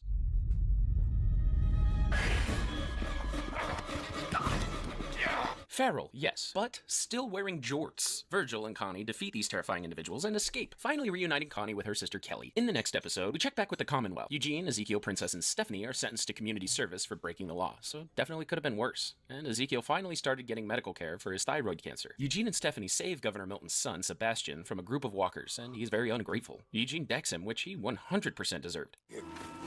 Yes, but... What the hell are you thinking? Don't you know who that is? No, man, you guys have been super cagey with introductions. Lance tells Eugene that they're going to be imprisoned if he doesn't give the location of Alexandria. Reluctantly, he obliges. Negan and Maggie make a deal. She promises to stop trying to kill him if he trains her to disguise herself against a walker, so they can lead a horde of walkers against the Reaper base, just to be safe. He makes her a promise in front of Father Gabriel. In the next episode, Pope directs his army against Maggie's team and their walker horde. Leah becomes disillusioned with his leadership due to his callousness with the lives of her friends. Daryl confesses that his buddies are in the crowd that they're about to kill and invites her to run away with him. They're interrupted by Pope, who is fired up and ready to do some killing, and he doesn't really care if he sacrifices a few Reapers in the process. Let the enemy know. God will protect them. And what if he doesn't? And it was their time to die. Funny how when these people say something is God's will, they usually mean their own will. Leah does not like that answer, so she stabs him in the throat and is crowned the new queen of the Reapers. Leah is still upset about Daryl's betrayal, so he switches sides and fights with Maggie and the others. So I guess they've broken up again. It's okay, Daryl. A few good cries in the shower to your favorite Taylor Swift album will fix you right up. The next episode takes place right where the last one left off. After a lot of fighting and explosions, Daryl and the others capture a Reaper named Carver. Daryl promises to return him to the Reapers if they just cool their jets a little bit, give Meridian back to Maggie, and stop killing each other. For goodness sake. Leah agrees to the deal, but Maggie does not agree to the deal and kills off the rest of the Reapers. Leah escapes after a shot in the shoulder. A heads up would have been nice, Mags. Negan sees this and understandably decides to leave the group, thinking that he's next on the list of Maggie's tour of vengeance. Daryl, Maggie, and Gabriel return to Alexandria, which just had a rough time during a storm and a Walker Horde combo. A group of Commonwealth soldiers approach the gate with Eugene and Lance, who say they're here to help. 6 months later, Maggie is leading her own community again at the ruins of Hilltop. Doesn't have to be this way. Yeah, it does. Stormtrooper Daryl? In the next episode, it's been a month since the Alexandrians joined the Commonwealth, and the town is getting ready to celebrate Halloween. Everyone has reverted to jobs they had before the world fell. Ezekiel is running a petting zoo, Connie is a reporter, and Carol has gone undercover again as a non-threatening cookie baker. Rosita and Daryl are in basic training to join the military, and they're both holed up in crappy apartments, with Rosita taking care of her daughter Coco, and Daryl taking care of Judith and RJ. Daryl also gets on the bad side of Sebastian. The class divide is wide and uncomfortable, as the Commonwealth deals with an old world-style rule and U.S. currency. Magna is even stuck serving wine at a fancy party that her girlfriend Yumiko is at. Daryl buys Judith a record player, and they listen to a very appropriate song by Motorhead called Eat the Rich. It looks like Rosita and Daryl aren't the only people unhappy with the state of affairs. On to the next episode. Eugene and Stephanie sitting in a tree. K-I-S-S-I-N-G. Eugene tells his girlfriend that he loves her, and she says it back, but then she mysteriously disappears. Some people just aren't good with feelings, buddy. Princess is alarmed by Eugene's intense investigative work and tells Eugene he just got dumped. He doesn't like the answer, though. But turns out he was onto something. He finds Stephanie with Lance, and they reveal that Stephanie is not real. She's a woman named Shira, sent to uncover Alexandria's location from Eugene. Eugene is devastated and heartbroken, but soon he's approached by someone who knows their secret radio code. Stephanie was actually Governor Milton's assistant, Max. In the next episode, Max explains the whole situation to Eugene. She built a radio in secret using her mother's name, Stephanie, as a code name. Max's brother, Mercer, found the radio and forced her to halt communications and keep quiet. Eugene, hurt and overwhelmed, runs off. Meanwhile, Carol has arranged meetings with Milton and Lance at the coalition settlements of Hilltop, Alexandria, and Oceanside. Carol's efforts moved Ezekiel way up on the surgery list, so he's likely to beat his cancer. Milton isn't impressed with Alexandria, and Oceanside says they'll only begin working with the Commonwealth if Hilltop does too. Maggie, in typical Maggie fashion, is distrustful of the Commonwealth and criticizes the massive class divide in her community. She's also uncertain about what Lance gets out of the deal. After seeing Daryl get bossed around by Mercer, she decides to pass on Milton's offer, knowing that she'd be giving up the liberties of her people. A lot of the residents of Hilltop are frustrated with Maggie's choice and opt to go to Hilltop by themselves. Lance is not pleased with how this turned out. Pamela's on board. In fact, we're going to bring even more people in. Get ready, Aaron. We are going to remake the world. Maggie was right not to trust him. Guy's got them crazy eyes. Eugene tracks down Max and brings her some ice cream. He apologizes for running off and for, not recognizing that Shira was a total stranger. They make amends and bond over his science fiction novel. Let's dive into episode 13. Aaron and Gabriel are sent on an outreach mission to recruit a religious community living in an apartment complex to join the Commonwealth. Their leader, Ian, is not so easily persuaded by ice cream. Ian is about to let them leave when Aaron's boss, Toby, starts shooting up the place. Turns out Lance sent Toby to wipe out the complex, believing they had raided a Commonwealth caravan. Gabriel and Aaron do not appreciate being lied to and begin attacking Commonwealth soldiers. They're put under arrest, but they're rescued by Negan, who has been living with the apartment complex crew. In the next episode, Gabriel, Aaron, and Negan are joined by Maggie and Lydia. They're introduced to Annie, Negan's new wife, who's pregnant with a baby on the way. Good for you, my dude. Negan sent a message to Maggie for help recruiting her friends. Lydia makes an astute observation about their circumstances. No, it isn't. I hope that they might be, but they just want to swallow up other communities. They're like the Whisperers, they just wear different masks. Negan, I mean, is she wrong? Herschel wanted to come with his mom on a rescue mission, and he gets kidnapped by the Commonwealth. Negan rescues Herschel, but the kid can definitely hold his own. Herschel gets Negan to confess that he killed his dad before standing down. The others corner Toby and kill him, and it turns out Leah was the one who raided the caravan. So this trip was all for nothing. Sebastian and Daryl still aren't getting along. How I handle myself with the rotters. Come on. Oh, yeah. It's good stuff.